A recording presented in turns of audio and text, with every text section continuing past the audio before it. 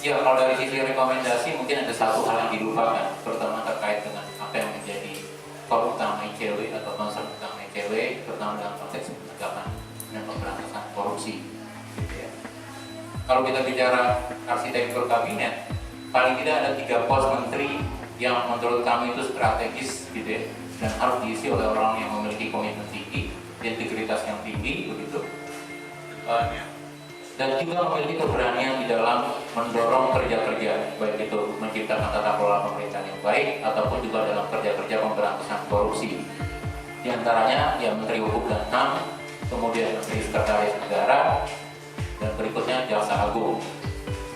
Catatan kami adalah misalnya bahwa kalau kita lihat dari beberapa misalnya ajang penjaringan gitu ya, kabinet dan segala macam termasuk yang beredar baik yang digawangi oleh teman-teman media ataupun tim sukses ataupun relawan misalnya, maka paling tidak bahwa 3 pos tersebut misalnya tidak boleh diisi oleh pengacara yang sering menjadi calo perkara, kemudian yang menangani kasus korupsi, kemudian juga kader partai politik yang menjadi backing ataupun operator kasus korupsi gitu ya di partainya, dan pejabat publik lain yang sering disebut dalam kasus korupsi. Ini tidak saja dalam konteks misalnya diduga sebagai tersangka, kasus ikut persidangan segala macam gitu ya. Artinya kita ingin agar 3 pos ini benar-benar diisi orang yang tanpa celah, tanpa cacat, tanpa beban sosial gitu. Jadi itu satu tambahannya. Kemudian yang kedua, kalau kita lihat dari awal ketika misalnya KPU mengumumkan atau ketika misalnya hasil quick count lah gitu ya, bahwa Jokowi dan JK akan terpilih sebagai presiden misalnya. Satu isu besar yang dikemukakan adalah Jokowi ingin agar kabinet atau arsitektur kabinet yang dia bangun itu akan membantu mempercepat kerja-kerja dia. Dia akan membentuk tim yang gesit, yang sigap begitu ya. Kalau teman-teman baca misalnya misi, visi, kemudian apa kira-kira program unggulan atau fokus unggulan dari Jokowi misalnya, paling tidak ada beberapa hal yang menurut kami itu juga menjadi isu penting. Satu, tentu kita bicara dalam konteks pencegahan, gitu, penciptaan tata kelola pemerintahan yang baik misalnya. Spirit pemberantasan korupsi itu harus menjadi semangat utama di dalam kerja-kerja kabinet Jokowi. Kemudian yang kedua, di dalam misi dan visinya termasuk program unggulannya misalnya, Jokowi juga akan membuat misalnya beberapa program-program yang dikatakan, gitu, dijanjikan akan memiliki dampak publik yang besar. Mulai dari konteks misalnya peningkatan pelayanan publik, membuka akses terutama misalnya jalan infrastruktur, gitu ya, memperbaiki layanan birokrasi, termasuk juga membuat mekanisme transparansi dan akuntabilitas. Secara sederhana misalnya kami lihat kabinet Jokowi juga paling tidak kalau kita asumsikan misalnya nanti harus diisi oleh orang-orang yang bisa memainkan 2 peran. Pertama, gitu ya, bagaimana kabinet ini bisa mengamankan sisi penerimaan negara. Kalau kita bicara misalnya agenda kabinet tentu harus ditopang oleh misalnya sumber pendapatan yang semakin membaik. Artinya apa? Paling tidak dari 4 Kemenko yang katanya akan dibentuk begitu. Ada 2 kementerian koordinasi menurut kami itu strategis. Kementerian Ekonomi, kemudian yang kedua Kementerian Koordinator Maritim dan Sumber Daya Alam. Nah, menurut catatan kami misalnya, 2 posko kementerian ini haruslah diisi oleh orang-orang yang bisa gitu ya, secara penuh integritas, secara komitmen tinggi misalnya. Bagaimana misalnya menggerakkan roda ekonomi. Kita ambil contoh misalnya, Kementerian Keuangan tentu sudah akan dijatah untuk kalangan profesional misalnya. Berikutnya apakah juga Kementerian SDM juga akan dijatah pada kalangan profesional, Kemenko juga akan dijatah pada kalangan profesional misalnya.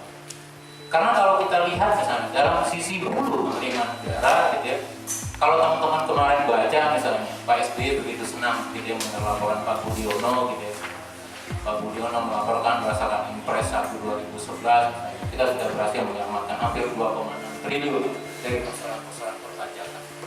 Pertanyaan kami sederhana, di dalam era pemerintahan Susilo Bambang Yudhoyono misalnya, ya, kalau kita mencoba melakukan sedikit refleksi misalnya, di dalam era pemerintahan Susilo Bambang Yudhoyono, kalau kita bicara dalam sisi penerimaan negara, pertama pengeluaran perpajakan misalnya, apakah nilai penyelamatan 2,6 triliun itu berbanding dengan misalnya semakin meningkatnya piutang pajak negara? Saya ambil contoh begini. Kalau teman-teman baca LKPP gitu ya, 2012 atau terakhir 2013 misalnya, piutang pajak negara kita itu bertambah dari 2012 Desember 2012 sebesar 93 triliun menjadi 103 triliun pada Desember 2013. Itu satu. Kemudian yang kedua misalnya, posisi piutang yang jatuh menjadi daluarsa, artinya secara hukum tidak bisa ditagihkan lagi, itu hampir 20 triliun, meningkat dibandingkan tahun-tahun sebelumnya. Kemudian piutang yang menjadi sengketa di pengadilan pajak hampir 100 triliun misalnya, baik itu banding keberatan ataupun peta. Artinya satu pos besar dalam postur atau pos Kementerian Perekonomian haruslah bisa menjalankan fungsi sebagai bagaimana mengenerate revenue, kemudian juga mengejar target tax ratio menjadi 16% misalnya. Itu suatu proyeksi yang sangat ambisius.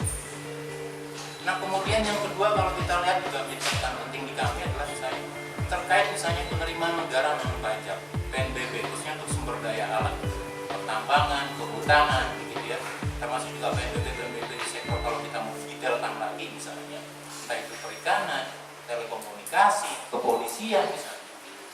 Dan menurut catatan kami adalah pos-pos yang memang di mana potensi penyimpangannya begitu besar. Nah, di sisi hulu kita berharap misalnya untuk dua Kemenko dan di beberapa jajaran Kementerian Teknis Keuangan, SDM, gitu ya, itu juga bisa diisi oleh orang-orang yang notabene bisa mengenjot penerimaan negara, orang-orang yang tidak memiliki hambatan politik bisnis. Kalau selama ini misalnya Kementerian SDM dia Wacikah, Darwin Salehkah, atau Purnomo tanda kutip misalnya, kita lihat di satu sisi mungkin dia orang pintar, tapi di sisi lain dia punya hambatan boundary political bisnis yang kuat, sehingga ketika berhadapan dengan pengemplang pajak, gitu, kemudian penguasa politik yang memiliki relasi dengan bisnis misalnya, dia tidak bisa bekerja secara optimal. Jadi selain misalnya persoalan bagaimana misalnya melakukan gerakan pemberantasan korupsi, maka di dalam arsitektur kabinet Jokowi JK bahwa pos-pos strategis harus menjadi steril dari kepentingan politikal bisnis. Artinya harus diisi oleh orang yang memiliki track record baik, memiliki kapasitas yang baik, dan plus memiliki keberanian dan keberpihakan. Yang ketiga, satu yang menarik misalnya dalam proses misalnya ketika tadi Donald katakan misalnya bahwa SBY idol semua dipanggil di kias, gitu ya, publik tahu, oh kira-kira siapa dipanggil, kita tahu kira-kira kandidat menterinya siapa. Nah, saya tidak tahu apakah di dalam mekanisme yang dilakukan oleh tim transisi ataupun juga tim Jokowi JK, mungkin juga di internal partai politik pendukungnya, apakah juga proses melihat seberapa kompetensi, gitu ya, tadi sudah dikatakan track record integritas, kapasitas dan segala macam, tetapi juga apakah melihat misalnya pos kompetensi dari jajaran 34 kementerian, gitu ya, dikaitkan dengan misi dan visi yang akan dicapai oleh Jokowi JK.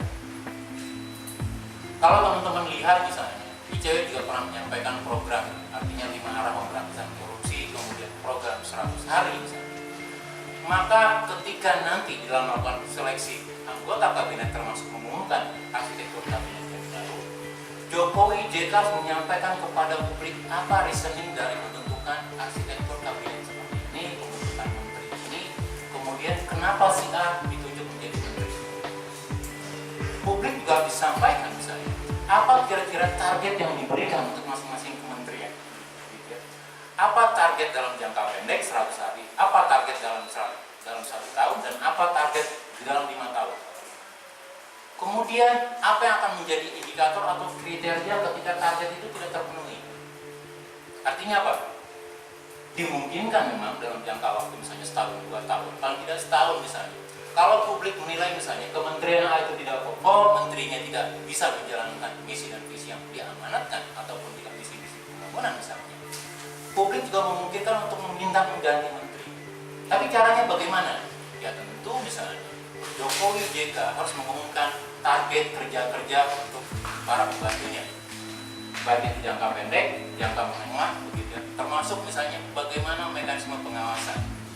Di awal tadi sudah dikatakan misalnya, pelibatan KPK, PPATK, dan Direktorat Jenderal Pajak menjadi syarat mutlak untuk melihat misalnya apakah dalam sisi track record, kemudian juga transaksi bermasalah, ketidakkonsistenan dalam perpajakan itu juga menjadi beban di dalam calon atau kandidat anggota kabinet atau tidak. Kami merekomendasikan dari awal misalnya sebagai bagian dari komitmen pengawasan dan transparansi dari Jokowi JK, Jokowi dan JK juga ketika mengumumkan kabinetnya, gitu, mengumumkan arsitektur kabinetnya, juga membuka semacam mekanisme pengawasan kepada publik. Sesuatu yang baru yang tidak terjadi pada era SBY JK, SBY Budiono. Misal, mewajibkan anggota kabinetnya misalnya untuk mengumumkan LHKPN secara rutin setiap tahun, walaupun tidak bisa akses ke KPK. Kemudian mengumumkan kepada publik terkait pembayaran SPT pajaknya setiap tahun kepada publik, ya, dan itu dimulai dari pasangan Jokowi JK. Kalau tidak salah misalnya Pak JK mengatakan tidak ada persoalan dengan membuka SPT. Tetapi sekali lagi, kalau ini tidak menjadi suatu kewajiban di dalam misalnya orang-orang penting pekerjaan Jokowi JK misalnya, maka dari tadi misalnya misi visi besar, kemudian concern besar Jokowi JK di dalam misalnya penerimaan negara, bagaimana mengatasi mafia sumber daya alam, mafia energi, mafia hukum, mafia perpajakan, itu tidak akan berjalan kalau tidak dimulai dengan langkah awal bahwa kami jajaran kabinet saya, dimulai dari saya dan Pak JK misalnya, tidak memiliki persoalan dalam perpajakan, tidak memiliki persoalan di dalam hal-hal penunaian kewajiban saya kepada negara. Jadi itu paling tidak misalnya tambahan catatan kami gitu ya, terkait misalnya rencana pengumuman ataupun juga proses pembentukan kabinet Jokowi JK. Dan yang terakhir mungkin kalau dikatakan misalnya setelah dilantik tanggal 20 dan kemudian akan mengumumkan tanggal 21, kemudian berdasarkan regulasi dan undang-undang misalnya maksimal 14 hari, maka kami meminta misalnya Jokowi JK tidak perlu buru-buru di dalam sehari dua hari pasca dilantik mengumumkan kabinetnya, tetapi lebih mengedepankan sisi prudensial, sisi kehati-hatian, begitu ya, sisi kecakapan, sisi garansi di dalam misalnya menunjuk orang-orang yang akan mengisi jajaran kabinetnya, sehingga misalnya itu akan menjadi semacam garansi publik, menjadi catatan publik misalnya, bahwa apa yang disebut sebagai new hope itu terjadi. Harapan publik kepada Jokowi JK begitu besar, investasi yang diberikan publik kepada Jokowi JK itu besar, dan langkah besar. Langkah pertama untuk menggaransi itu adalah bagaimana Jokowi menseleksikannya, kemudian bagaimana menggunakannya, termasuk kira-kira bagaimana Jokowi JK menggaransi ya, kabinetnya adalah orang-orang yang paling kompeten, paling baik, dan sesuai dengan kerja-kerja atau visi-visi yang akan dibawa oleh pasangan terpilih. Itu saja Pak Ade.